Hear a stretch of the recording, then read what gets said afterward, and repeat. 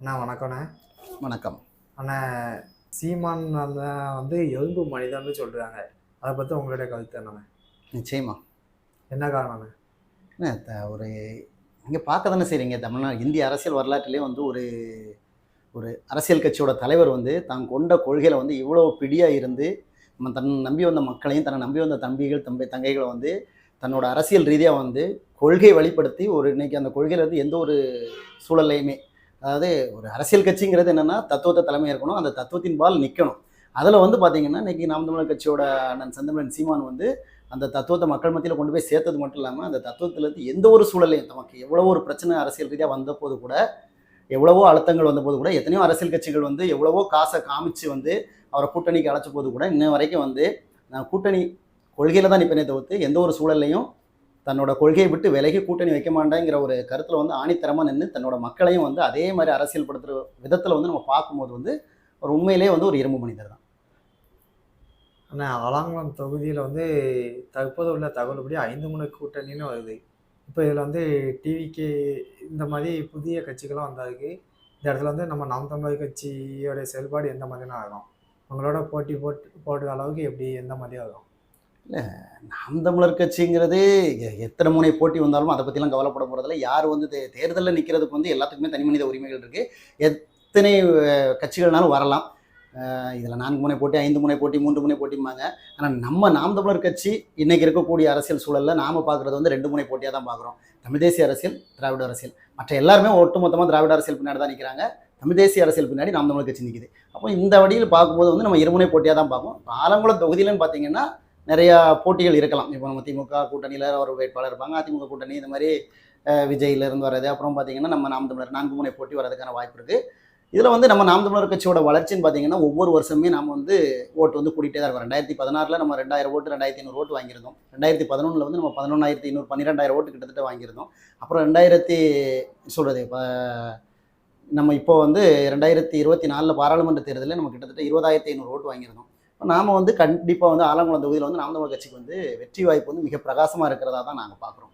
இப்போ தமிழகத்தில் வந்து இந்த தமிழக வெற்றி கழகம் வந்ததால் இளைஞர்கள் ஓட்டு வந்து நாம் தமிழருக்கு முன்னே வந்து மிகப்பெரிய சப்போர்ட் கொடுத்துச்சு. இப்போ இந்த இளைஞர்கள் ஓட்டு வந்து அதாவது த தமிழக வெற்றி கழகத்துக்கு அந்த அவங்களுக்கு போடுற மாதிரி இருக்கிறதால இந்த நமக்கு எதுவும் பின்னடைவான்னு கேட்குறீங்க? பின்னடைவு இருக்குமானே? இல்லை. நாம் தமிழர் கட்சி வந்து நாம் தமிழர் கட்சிக்கு விழுந்த வாக்குகள் வந்து நாம் தமிழர் கட்சியோட கொள்கைக்கும், நாம் தமிழர் கட்சியோட தத்துவத்திற்கும், அதனோட கோட்பாட்டுக்கும் விழுந்த ஓட்டுகள். இது வந்து பார்த்தீங்கன்னா எந்த ஒரு சூழல்லையுமே மாறதுக்கு வாய்ப்பு. அண்ணன் சொன்ன மாதிரி தான், நாம் வந்து நெல்மணிகள், தூய நெல்மணிகள், பதர்கள் கிடையாது காத்தடிக்கும் திசையெல்லாம் பறக்கிறதுக்கு. அதனால் இது வந்து கோட்பாட்டை நம்பி, கொள்கையை நம்பி, நாம் தமிழர் கட்சியோட செயல்களை நம்பி, செயல்பாட்டில் அதாவது அரசியல் தத்துவத்தின்பால் அரசியல் விழிப்புணர்வு பெற்ற மக்களோட ஓட்டு இது. அப்படி இருக்கும்போது வந்து புதுசாக வரக்கூடிய ஒரு கட்சி வந்து இப்போ விஜய் வச்சு வரலாம். ஆனால் விஜயோட தத்துவமும் கொள்கையும் கோட்பாடும் வந்து இன்னைக்கு நாம் தமிழர் கட்சி வச்சிருக்கக்கூடிய கொள்கை, தத்துவம், கோட்பாட்டை விட சிறந்ததாக இருந்தால் இதுல இருந்து அங்கே போவாங்களே தவிர்த்து, எந்த ஒரு கொள்கை கோட்பாடு இல்லாத ஒரு ரசிகருக்கு பின்னாடி போறக்கூடிய ஓட்டுகள் வந்து நாம் தமிழர் கட்சியில் இருக்க வாய்ப்பு இல்லை. அப்படி இருந்திருக்கலாம், 1% ஓட்டு விஜயோட ஓட்டுங்க இருந்திருக்கலாம். அந்த ஓட்டு போகலாம். அவங்களும் ஒரு காலத்தில் விழிப்புணர்வு பெற்றாங்கன்னா அவங்க எங்க இருக்கணுமோ அங்கே இருப்பாங்க.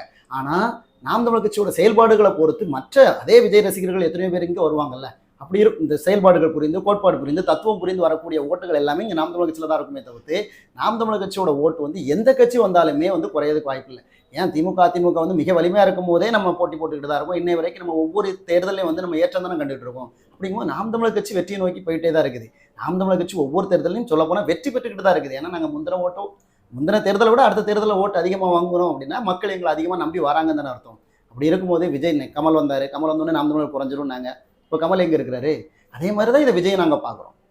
இப்போ ஆலங்குளம் தொகுதியில் வந்து சட்டமன்ற தேர்தலில் வந்து போட்டியிட்டு வெற்றி பெற முடியலை.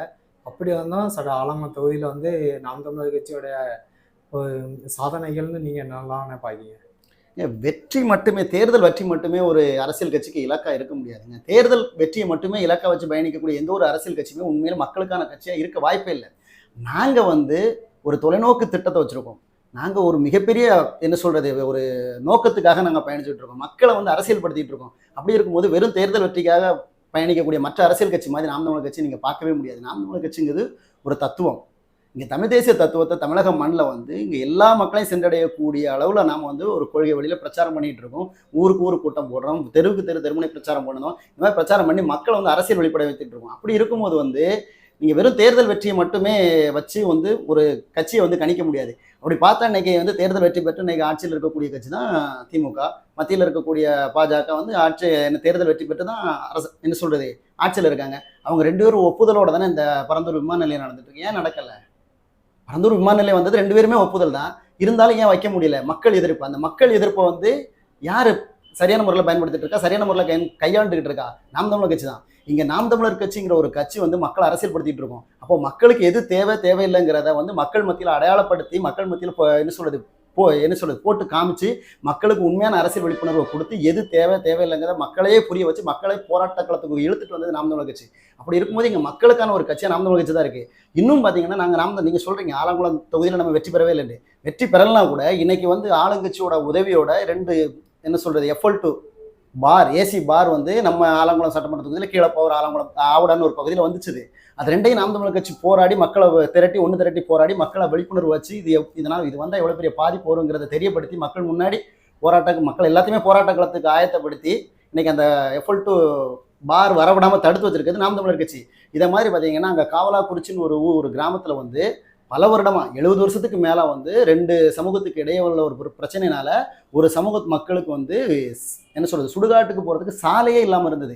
அந்த சாலையை நாம் தமிழருக்கு அவங்க வந்து நாம் தமிழர் கட்சிக்கு தான் வந்து புகார் அளிச்சாங்க. ஏன் ஆளுங்கட்சி எதிர்கட்சி எத்தனை பேர் இருக்காங்க, அவங்ககிட்ட புகார் அளிக்கலையே? ஏன்? அப்போ நாம் தமிழர் கட்சியை மக்கள் நம்புறாங்க. ஆனால் நாம் தமிழர் கட்சி போய் போராடி மக்களை திரட்டி போராடி சட்டபூர்வமாகவும் போராடி அந்த பாதையை வாங்கி சுடுகாட்டு பாதையை வாங்கி கொடுத்து இன்னைக்கு நம்ம வெற்றி பெற வச்சிருக்கோம். மக்களுக்கான அந்த என்ன சொல்றது ஒரு சமூகம். அப்போ நம்ம வந்து வாக்குக்கான அரசியல் மட்டுமே நம்ம பண்ணியிருந்தோம்னா இன்னொரு சமூக வாக்கு நம்ம கிடைக்காதுன்னு சொல்லி அதை நம்ம பார்த்துருக்க மாட்டோம். இது வரைக்கும் எல்லா அரசியல் கட்சியும் அப்படித்தான் பார்த்துட்டு இருந்தாங்க. ஆனால் நாம மட்டும்தான் வந்து சாதி பார்த்து ஓட்டு போடாத, சாதி பார்த்து போடக்கூடிய ஓட்டு தீட்டுன்னு சொல்லி பொது மேடையிலே நாம் தமிழர் கட்சி முழங்கியிருக்கு, அண்ணன் சீமான் முழங்கியிருக்கிறாரு. அப்படி இருக்கும்போது இங்கே இருக்கக்கூடிய மக்களை எல்லாமே ஒருமைப்படுத்துறோம், மக்களை எல்லாமே அரசியல்படுத்துறோம், மக்களை எல்லாமே தமிழ் தேசிய கொடைக்குள்ள ஒற்றுமையாக்குறோம். இந்த வேலையை வந்து நாம் தமிழர் கட்சி செஞ்சுட்டு இருக்கு. இதோட நிக்கல. நாங்கள் காவலாக்குறிச்சி அப்புறம் செங்கானூர்னு சொல்லி ஒரு ஊரில் வந்து பார்த்தீங்கன்னா ஒரு ரயில்வே பாலம் அமைச்சிருக்காங்க. அந்த பாலம் வந்து மழை பெஞ்சதுன்னா அது ஒன்று சொல்றது இதில் வந்து ஒரு 8 அடி 9 அடிக்கு தண்ணி பெருகிறோம். அந்த தண்ணி தாண்டி அங்கேயும் யாரும் போக முடியாது, இங்கேயும் யாரும் வர முடியாது. அந்த மழை பெஞ்சதுனாலே அந்த ஊர் வந்து ஒரு தீவு மாதிரி மாட்டிக்கணும். அங்கே எந்த ஒரு அவசர உதவி ஒரு மருத்துவ உதவி தேவைப்பட்டால் கூட போய் செய்ய முடியாது. அந்த ஊரில் ஏதாவது ஒரு ஹாஸ்பிட்டலுக்கு போனால் கூட வெளியில் வர முடியாது. அந்த மாதிரி ஒரு சூழலில் அந்த ரோடு இருக்குது. இதுவரை அந்த ரோடு போட்டு 8 வருஷம் ஆகுது. ஆளுங்கட்சி எதிர்கட்சி மாறி அவங்க புகார் அளிச்சுக்கிட்டே தான் இருந்தாங்க. கலெக்டர் ஆஃபீஸில் எவ்வளோ புகார் அளிச்சுக்கிட்டு தான் இருந்தாங்க. இது வரைக்கும் எந்த ஒரு ஸ்டெப்பும் எடுக்கல. மறுபடியும் நாம் தமிழர் கட்சி அவங்க கூப்பிட்டாங்க. நாம போய் போராடி இன்னைக்கு கடைசி வரைக்கும் அதை வந்து அந்த போராட்டத்தோடு நிப்பாட்டாமல் அதை தொடர்ந்து முன்னெடுத்து சட்டபூர்வமாக என்ன சொல்கிறது மாவட்ட ஆட்சியரை சந்தித்து தாலுகா ஆஃபீஸில் என்ன சொல்கிறது விஓவை சந்தித்து ஈஓ அந்த பேரூராட்சி ஈஓவை சந்தித்து எல்லாத்தையுமே சந்தித்து அவங்க முன்னாடி வந்து மக்களை திரட்டி மக்களை முன்னிறுத்தி மக்களுக்கு தேவையான விஷயத்தை வந்து எடுத்து சொல்லி இன்னைக்கு வந்து அந்த சாலையை வந்து மாற்று சாலை அமைக்கிறதுக்கு வந்து என்ன சொல்றது நம்ம வந்து அவங்க வந்து சர்வேயர் வந்து அளந்துட்டு போயிடுற அளவுக்கு நம்ம பண்ணியிருக்கோம். இன்னும் ஒரு மாதம் 2 மாதத்துக்குள்ள பார்த்தீங்கன்னா அந்த சாலையை மாற்று சாலையை நம்ம அமைச்சு கொடுத்துருவோம். இது எவ்வளோ பெரிய வெற்றி! நம்ம ஆளுங்கட்சியாக இருக்கும் இல்லை ஆண்டுகிட்டு இருக்கோமா? இல்லை அவங்க ஆளுங்கட்சி நம்பி தான் போயிருக்காங்களா? இதே மாதிரி சுப்பிரமணியபுரம் சொல்லி ஒரு ஊர் ஆண்டிப்பட்டி பக்கத்தில் ஒரு சாலை வந்து 8 வருஷமாக குண்டும் குழியுமா இருந்தது. அந்த சாலை வழியாக தான் பார்த்தீங்கன்னா கிட்டத்தட்ட அந்த சைடு வரக்கூடிய கனரக வாகனங்கள் ஃபுல்லாக என்ன கனிம வளத்தை ஏற்றி கேரளாவுக்கு போகக்கூடிய அவ்வளோமே அதில் தான் போகுது. பள்ளி குழந்தைகள் அது வழியாக தான் போயிட்டு இருக்கிறாங்க. அந்த சாலை வந்து அவ்வளோ மோசமாக இருந்தது. 8 வருஷமாக அந்த மக்கள் போராடிட்டு இருந்தாங்க. இருந்தாலும் மறுபடியும் நாம் தமிழர் கட்சி அவங்க கூப்பிட்டு நாம் தமிழர் கட்சி போய் நாங்கள் வந்து அங்கே மக்கள் எல்லாம் திரட்டி போராட்டம் பண்ணுவோம்னு சொல்லிட்டு காவல்துறை இப்போ கலெக்டர் ஆஃபீஸெல்லாம் மனு கொடுத்த பிறகு சாலை இன்னைக்கு வந்துச்சுது. ஆனாலும் பார்த்தீங்கன்னா அதை திமுக வந்து ஒரு தெரியுமே அவங்களுக்கு தான் ஸ்டிக்கர் ஒட்டிடுவாங்கன்ட்டு அதை ஒட்டி கொஞ்சம் போட்டு வச்சாங்க. திமுக வந்து ரோடு போட்டாங்கன்னு சொல்லிட்டு இதே மாதிரி காவூர் இப்போ ஏகப்பட்ட ஊரில் இப்போ கனிம வள கொள்ளைக்கு எதிராக வந்து நாம் தமிழர் கட்சி மட்டும்தான் முழுக்க உட்காந்து போராடிட்டு இருக்கோம். அப்புறம் ஒவ்வொரு குளத்துக்கரையிலையும் பார்த்தீங்கன்னா நாம் தமிழர் கட்சி இது வரைக்கும் கிட்டத்தட்ட ஒரு ஆலங்குளம் சட்டமன்ற தொகுதிக்கு உட்பட்ட பகுதியில் மட்டும் 10,000 பனவிதை நம்ம நட்டிருப்போம். இதெல்லாமே நட்டு பராமரிச்சுட்டு இருக்கும்போது வந்து ஆட்சி அதிகாரம் மட்டுமே நம்ம நோக்கமாக வச்சு பண்ணலைல்ல. மக்களுக்கு எது தேவையோ அதை செய்கிறோம், மக்களுக்கான அரசியல் பண்ணுறோம். அடுத்த தலைமுறை மக்கள் இந்த மண்ணில் வந்து எப்படி வாழணும், எந்த மாதிரி அவங்களுக்கு தேவைகளை வந்து நம்ம நிறைவேற்றி கொடுக்கணும் அப்படிங்கிற ஒரு தொலைநோக்கு திட்டத்தோடு நாம் தமிழர் கட்சி வேலை செஞ்சுட்டு இருக்கு.